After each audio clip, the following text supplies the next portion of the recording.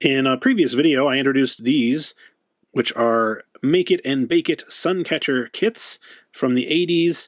They are basically kits for making your own little sun catcher or stained glass ornament. And what it entails, as I explained in that video, is having a metal frame that you put little pellets of plastic in the appropriate colors, and then you just put it in your oven and melt it. In fact, I showed that whole process with R2-D2 here. This is the one that I made in the video. So, if you want to know more, go ahead and watch that one later. But it occurred to me while I was doing all of this that I could probably make something with a very similar effect, a stained glass effect, by using 3D printing and resin. And those are things that I've gotten fairly good at using in various projects here on the channel, so I thought I'd give it a shot. The first step was to recreate this frame somehow. At first I tried taking a picture of the frame and recreating it by tracing it, but I found it was easier to use these pictures on the back, which they use to illustrate where you're supposed to put the various colors of plastic. And I just used Photoshop to kind of clean it up a little bit, get rid of these numbers, and also make the line drawing look a little bit more like the actual frame, because it's not actually an exact copy. I also added MJC at the bottom there, but I ended up not including that in the final piece. There are various websites that'll allow you to convert from a line drawing in JPEG or SVG format and then turn it into an STL. I can't even remember which one I used at this point, but it shouldn't be that hard to find one if you want to do it yourself.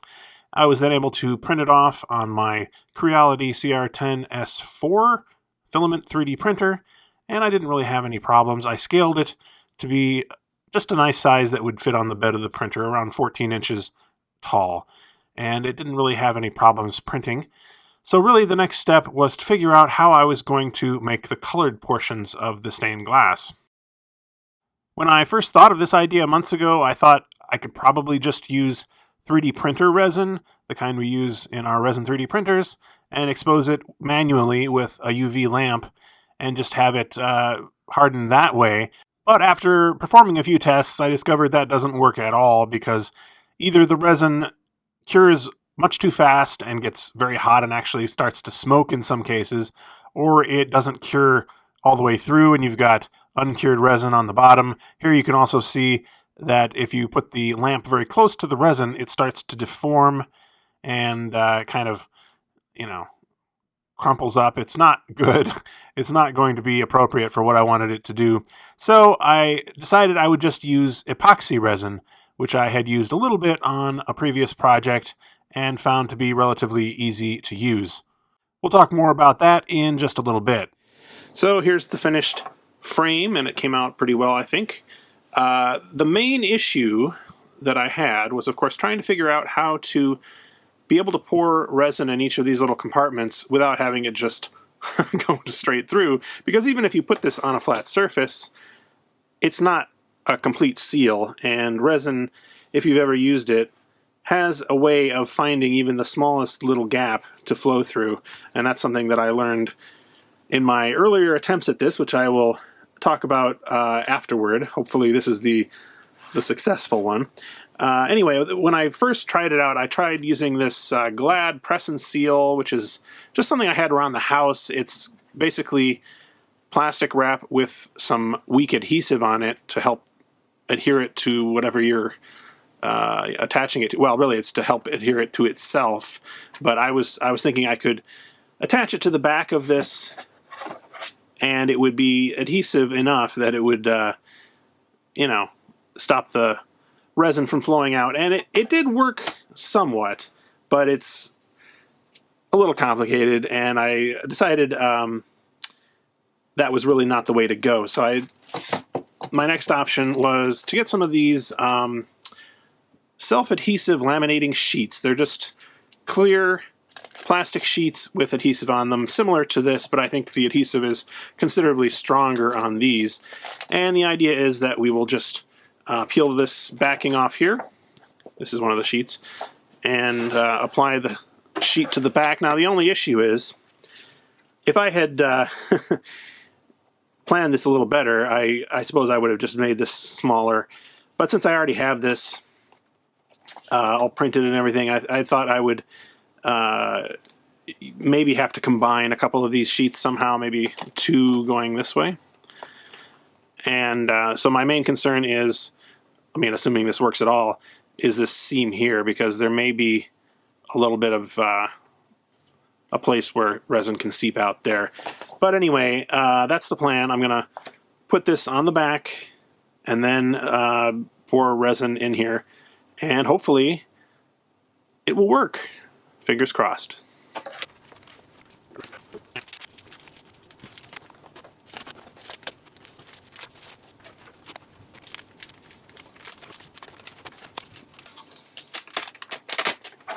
Okay, so there we go. The main potential flaw with this approach is that, of course, we've got a lot of adhesive on the plastic wrap that's just in these empty spaces, and that's going to be transferred most likely to the resin on the other side, so the other side of this may end up being sticky. It's possible I might just leave this on here even after the resin is poured in, and just trim the edges, and you know, that might be good enough actually. We'll just have to see how it works. All right, so the idea is I'm going to take some of this epoxy resin, which is 2-part resin that you mix 1-to-1, and I'm going to add some pigments like these. These are resin pigments. I have got various colors that I'm going to be using, and you know, probably I'm going to mix up one big batch in 1 cup, and then I'll transfer parts of it to smaller cups so I can apply the pigments. Some of the pigments, like the red, I only need a tiny bit of, so I'm just going to use a little bit of resin for that. Yeah, and that's pretty much it. We're going to pour them in here and hope that nothing goes wrong. I've been watching a lot of YouTube craft channels that use resin, and you can do some really amazing stuff with this, but you do have to keep in mind that it is still pretty toxic, so do make sure you follow the directions and use the appropriate protection. After I stirred this up very thoroughly for 3 minutes, I was able to pour it into separate cups and start adding the pigment, and that was kind of one of the problems I had with my earlier attempts, was trying to get the correct amount of pigment and using the right colors of pigment to replicate the colors that I wanted. Here I'm adding green, and you can see it's really much more of a bluish green than I want for Jabba. So I decided to go ahead and add some yellow as well, and that did work eventually after making some adjustments. It can be difficult, though, to tell exactly what color you're going to end up with when it's in this cup, because it looks a lot darker than it will when you've spread it out over a thin area. Then I went ahead and poured some of this into the frame. I had crimped a little pouring spout into the paper cup, and that worked fairly well. I did find out that I had made about half of as much green as I actually would need, so I had to go back and make more. Here I'm pouring in the red for the eyes, and I did way too much, and so I had to come back and adjust it with some Q-tips, try and wipe off some of that, which worked okay. Here we have the white, which probably turned out to be a little overly opaque. And we have kind of a orangey brown for Salacious Crumb. I was pretty happy with how this turned out, especially compared to some of my earlier attempts, which you'll see. After that, I went ahead and mixed up some more green for Jabba's body, and I was a little worried about being able to match the green color, but I think it worked out fairly well. After I finished pouring all the resin, I just had to wait for it to cure and sort of cross my fingers that it wouldn't leak out. We'll check back in and see how the piece looked after the resin cured in just a little bit, but first I want to tell you about this video's sponsor, SKILLSHARE.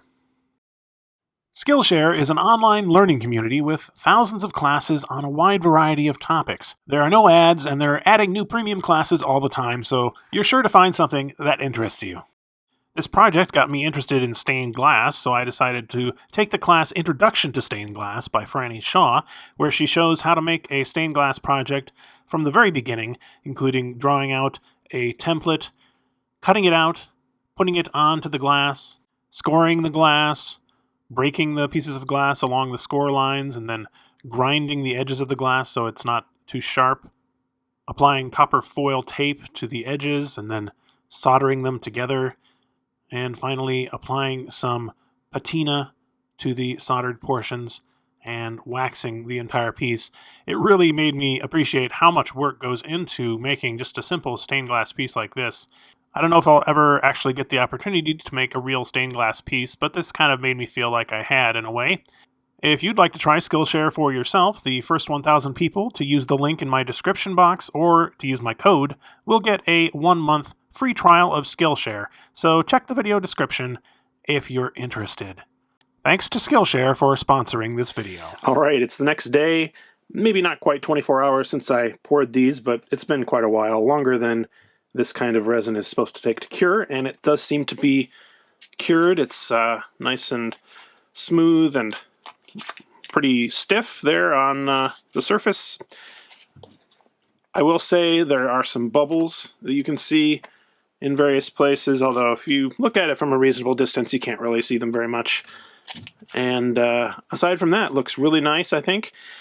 Now, the question of whether I should remove this plastic backing, I wasn't sure. I did try off camera to peel some of it off, and it is rather difficult to peel off. I could do it, but I noticed it was kind of making it look worse on the section that I peeled off, and it's going to leave the adhesive from this sheet on the other side, so it's going to be sticky on the bottom. I thought, you know, it's better just to cut around here and leave the plastic backing there, and I think that's what I'm going to do. So yeah, I'm pretty happy with how this turned out. It's not perfect. I'd like to get rid of these bubbles.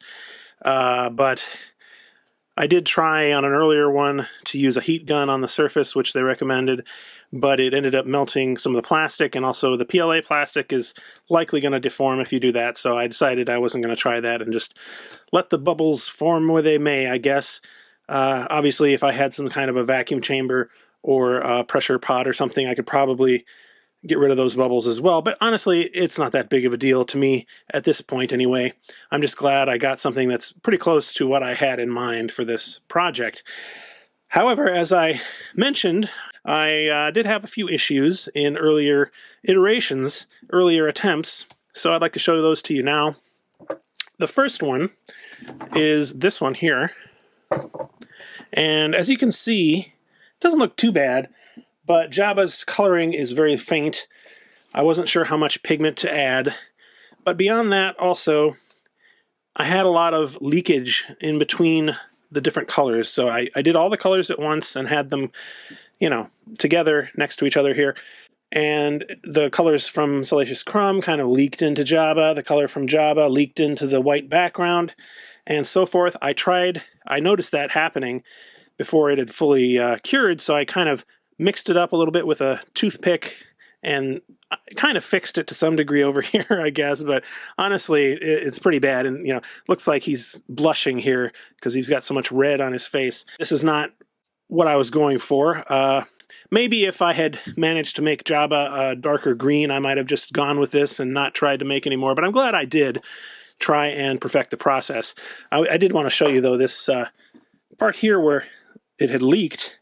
I decided to use a toothpick to kind of, you know, do a little decorative design there. I don't know if you can see it. It looks almost like flames. It looks kind of cool. Maybe I could experiment later on with mixing different colors of pigment and so forth in one piece. But yeah, anyway, this is the first one. It worked okay, as I said, but I decided I'd try again, and that's when I got this one.